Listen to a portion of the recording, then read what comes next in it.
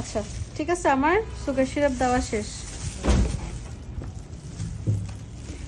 আমার সাজেশন থাকবে আপনারা একটু গানাশ লেয়ারেও দিবেন, তাহলে এটা টেস্টটা, না আমি এটা উপর টপে দিব, সেজন্য রাখছি।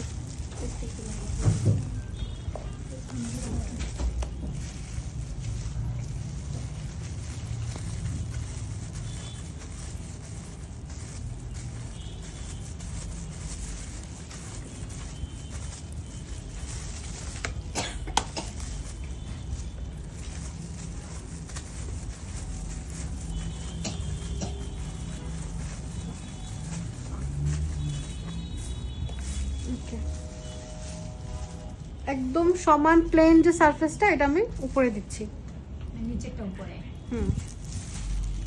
এটা তো উপরেই ছিল না একবারে নিচে ছিল।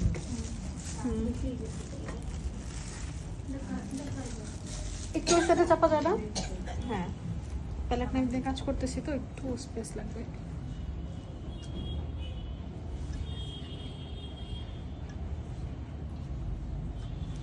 অনেকে বলেন যে সুগার সিরাপের জায়গায় মিল্ক দিলে কেমন হয় বা মিল্ক দিলে কি হয়। মিল্ক দিতে পারেন, এটা আপনাদের চয়েস। আহামরি যে টেস্টে খুব ডিফারেন্স আসবে সেটা না, তবে সুগার সিরাপ দিলে আপনারা এটা বেশি দিন রাখতে পারবেন। আর মিল্ক সিরাপ দিলে বা মিল্ক দিলে সেক্ষেত্রে হ্যাঁ নষ্টটা তাড়াতাড়ি হয়ে যাবে, কারণ ব্যাকটেরিয়া চলে আসছে দুধে। এজন্য যারা বিজনেস করবেন তারা কখনোই মিল্ক দিবেন না। দরকার কি কস্টিং বাড়ায় বলেন? তাহলে বিজনেস করলে তো ওই যে ক্রিমটা বেশি দেয় সবাই, যাতে খরচ কম পড়ে। এখন ক্রিম তো দিতেই হবে, পেস্ট্রি ক্রিম দেন আর কি, ওটা না।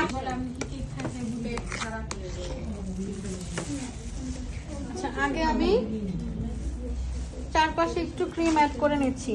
এখন আমি যেটা করতেছি এটা হচ্ছে ক্রাম কোটিং। কি করছি?